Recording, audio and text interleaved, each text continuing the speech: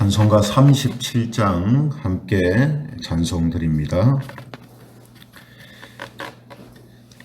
주 예수 이름 높이어 다 찬양하여라, 다 찬양하여라. 금멸류관을 들여서 만유의 주를 찬양하세. 찬양 찬양 찬양 만유의 주 찬양. 주 예수 당한 고난을 못 잊을 죄이나 못 잊을 죄이나 내 귀한 법에 바쳐서 만유의 주를 찬양하세. 찬양 찬양 찬양 만유의 주 찬양.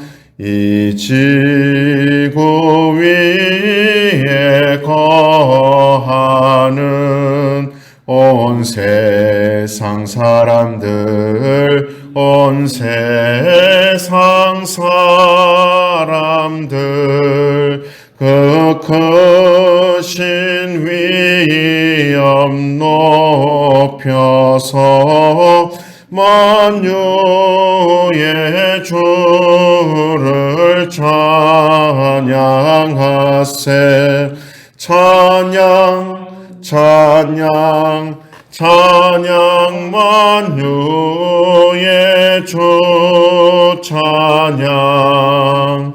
주 믿는 성도 다 함께 주 앞에 엎드려, 주 앞에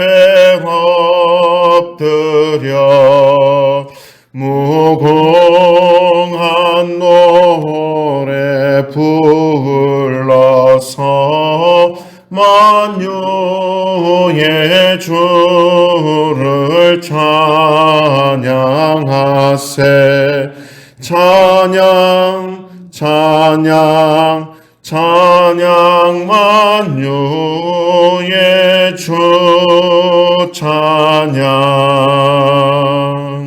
아멘.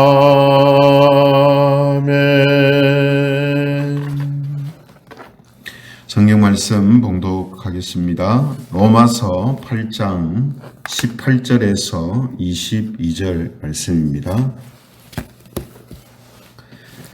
로마서 8장 18절에서 22절까지 말씀을 제가 봉독합니다. 18절부터 봉독하겠습니다. 생각하건대 현재의 고난은 장차 우리에게 나타날 영광과 비교할 수 없도다. 피조물이 고대하는 바는 하나님의 아들들이 나타나는 것이니 피조물이 허무한데 굴복하는 것은 자기 뜻이 아니요 오직 굴복하게 하시는 이로 말미암음이라. 그 바라는 것은 피조물도 썩어짐의 종노릇한 데서 해방되어 하나님의 자녀들의 영광의 자유에 이르는 것이니라. 같이 읽겠습니다. 피조물이 다 이제까지 함께 탄식하며 함께 고통을 겪고 있는 것을 우리가 아느니라. 아멘. 네, 오늘은 피조물의 탄식과 고통, 피조물의 탄식과 고통, 이런 제목을 가지고 말씀을 함께 나누겠습니다. 네, 어제 18절 말씀을 가지고 설교를 하면서 성도와 고난에 대한 부분들을 함께 나누었는데요. 하나님께서는 이 모든 성도들은 하나님의 영광을 그리스도와 함께 받는 상속자다, 이렇게 말씀을 하셨습니다. 하지만 영광을 받기까지는 이 땅에서 사는 동안 고난도 함께 받아야 한다 하는 말씀도 우리에게 하고 계시죠. 그래서 이 말씀을 듣고, 즉 하나님을 믿는 자들, 성도들은 하나님의 영광을 받을 뿐만 아니라 고난도 받아야 된다라는 이 말씀을 듣고도 왜 하나님의 자녀가 이 땅에서 고난을 받아야 되는가 하는 부분을 이해하지 못하거나 또 그것을 받아들이지 못하는 사람들한테 오늘 이 피조물이라는 것을 예로 들어서 설명을 하고 있습니다. 그게 오늘 본문의 내용인데요. 먼저 19절에 보시면은 이렇게 말씀합니다. 피조물이 고대하는 바는 하나님의 아들이 나타나는 것이다, 이렇게 말씀하거든요. 여기에서 피조물이라는 것은 천지 만물을 말하는 것이고요. 하나님의 아들들이란 죄와 사망에서 구원받은 하나님의 자녀들을 이제 말하는 겁니다. 그러므로 이 말씀은 하나님의 자녀들이 나타나는 것을 피조물들이 고대하는 이유가, 고대한다는 것은 하나님의 구원이 완성이 되는 날을 기다리고 있다라는 그런 이제 의미가 되는 것입니다. 그래서 오늘 우리가 이 이제 말씀을 보면서 새롭게 다가오는 것이, 이 피조세계도 하나님의 구원이 완성되는 날을 기다리고 있구나 하는 부분을 우리가 알게 되는 것이죠. 그래서 모든 피조물들이 하나님의 자녀들이 나타나는 하나님의 구원이 완성되는 날을 고대하고 있는 이유가 무엇인가 하면 피조물이 고통받고 있기 때문이다라는 것입니다. 피조물이 고통받고 있다.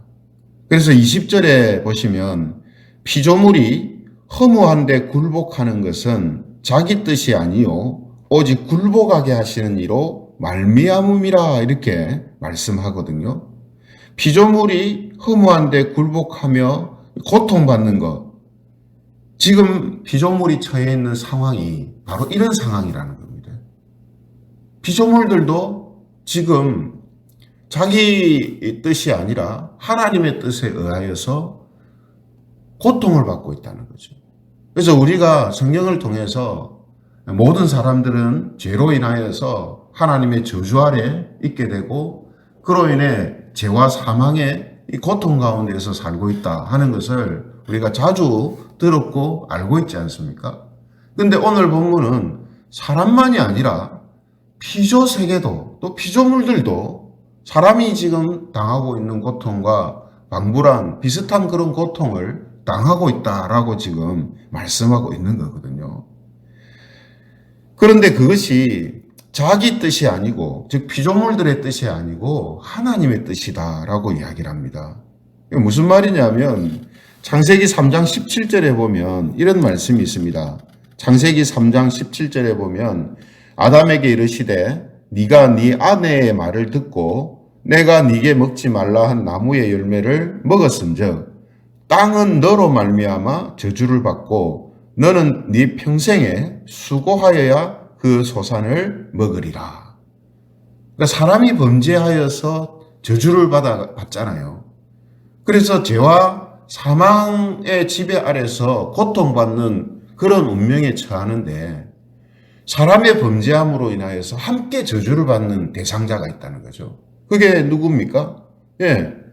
땅이라고 표현하고 있는 이 피조세계라는 거죠.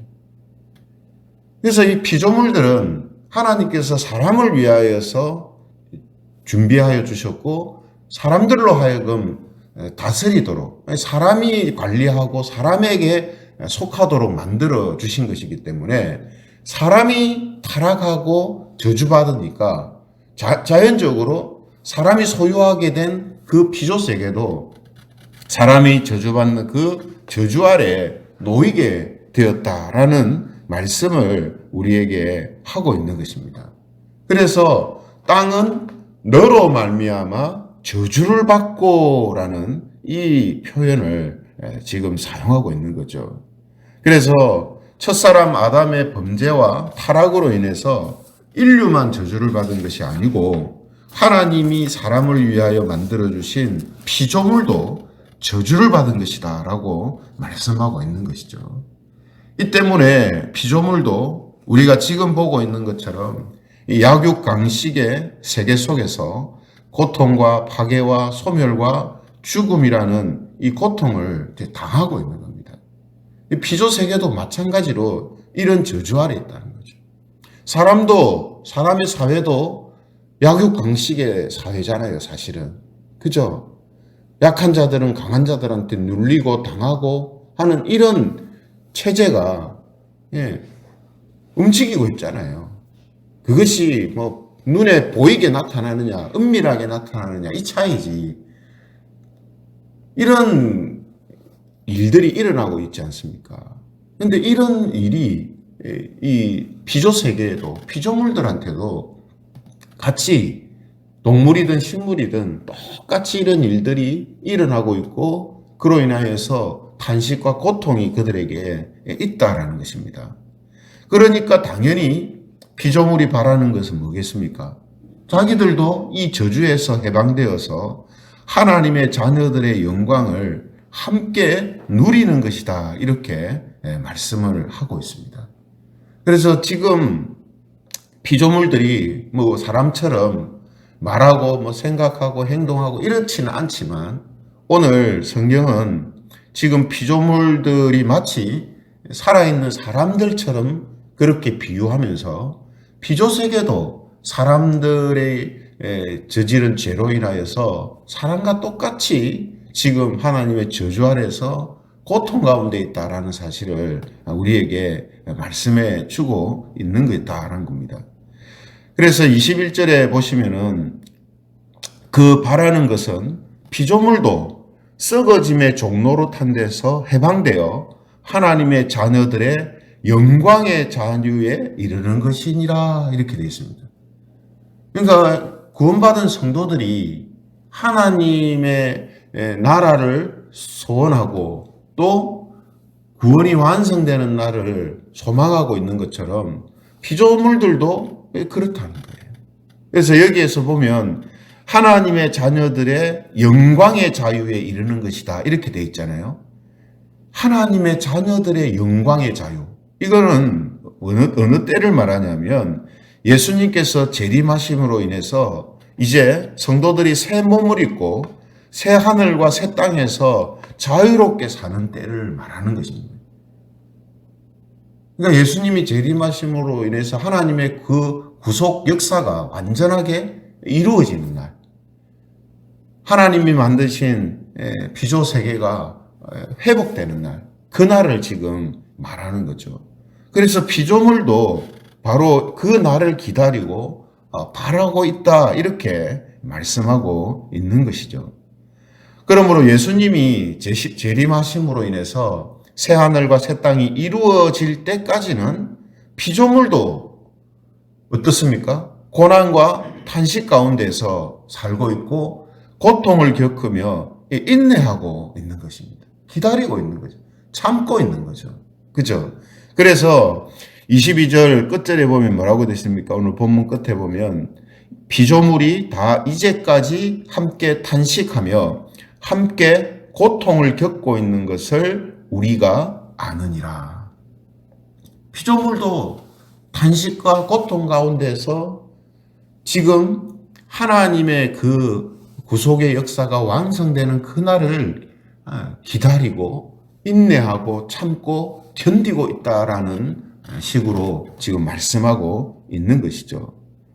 여러분, 왜 지금 오늘 본문을 통해서 이런 이야기를 하는 것입니까? 왜 피조물들도 이런 상황에 있다고 말하는 거죠? 그것은 앞서 성도들이 하나님의 구원받은 성도들이 하나님의 영광을 누릴 것이지만 무엇을 이 땅에서 당하고 있다고 했습니까? 고난을 당한다 했잖아요. 고난을. 왜 사람 구원받은 성도들이 고난을 당해야 됩니까? 라고 했을 때 피조물들도 지금 그렇다. 피조 세계를 한번 봐라요. 피조물들도 하나님의 영광의 자유의 날, 그날을 기다리면서 그들이 탄식하고 고통 가운데 있지만 참고 견디며 인내하며 기다리고 있다라고 말하고 있는 겁니다. 그러므로 우리도 이 땅에 사는 동안 고통받는 일, 탄식할 일, 고난받는 일, 이런 일이 있을 때 그것을 이상하게 생각하지 말고 피조 세계를 보라는 거예요. 피조물들을 보라는 겁니다. 피조물들도 여전히 사람처럼 그런 상황 속에 있지만 꿋꿋하게 지금 견디고 인내하며 기다리고 있다는 겁니다. 그러므로 우리도 이 땅에서의 고난과 고통이 있다 할지라도 피조물을 바라보면서 그들이 인내하고 견디고 기다리고 있는 것처럼 하나님의 사람들도 고난 가운데서 인내하며 기다리고 견디며 살아라라는 그런 의미를 오늘 이 예를 들어서 피조세계를 예로 들어서 설명하고 있는 거라는 겁니다. 그래서 복음송 중에 이런 가사가 있죠.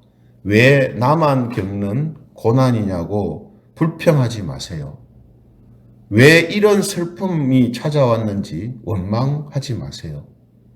고난의 뒤편에 있는 주님이 주실 축복 미리 보면서 감사하세요. 힘을 내세요. 주님이 나와 함께함을 믿는다면 어떤 역경도 어떤 고난도 이기고 견딜 수 있잖아요. 오늘 본문이 피조물들을 예로 들어서 이 이야기를 하는 겁니다. 이 복음송의 가사를 지금 이야기하고 있는 거라는 거죠. 우리가 겪는 고난, 왜 나만 겪는 거냐? 그렇게 불평하지 말라는 거죠. 사람이 그렇게 당하는 그 일도 피조세계도 똑같이 당하고 있고 피조물들도 그것을 하나님의 그 영광의 날이 올 때까지 기다리며 참고 인내하고 있다는 거예요. 그러므로 우리도 그런 마음, 그런 자세로, 그런 태도로 우리가 살아야 한다라고 말씀하고 있는 겁니다. 그러므로 사랑하는 성도 여러분, 우리에게 고난 때문에 탄식이 나오고 고통을 느낄 때에 피조물의 탄식과 이 고통을 보시기를 바랍니다. 하나님께서 피조 세계에 새겨놓으신 우리를 위한 이 메시지를 보시기를 바랍니다. 하나님이 이 자연 만물에 새겨놓은 하나님의 메시지가 뭡니까? 모진 겨울을 참고 견디며 봄을 고대함으로 인해서 영광과 자유를 누리는 것을 보여주지 않습니까? 그죠? 그래서 정말 극심한 겨울이 다가오는, 겨울이 지나가는 그런 땅을 보면 정말 동물들이 생활하는 걸 보면 정말 불쌍하게 생활하거든요. 먹을 것이 없어서 헤매이고 봄이 올 날을 고대하면서 기다리는 이런 이 동물의 세계를 우리가 보게 됩니다. 그런 동물들의 모습 속에서 봄은 어김없이 찾아오고 그들이 기다리던 그 자유와 평안과 또 풍성한 삶이 그들에게 제공되는 것을 우리는 보게 되죠. 그러한 것을 보면서 하나님이 우리에게 약속하신 그 날을 우리도 기다리고 또 바라보며 인내하며 고난 가운데 이기는 자들로 살아야 한다라는 것입니다.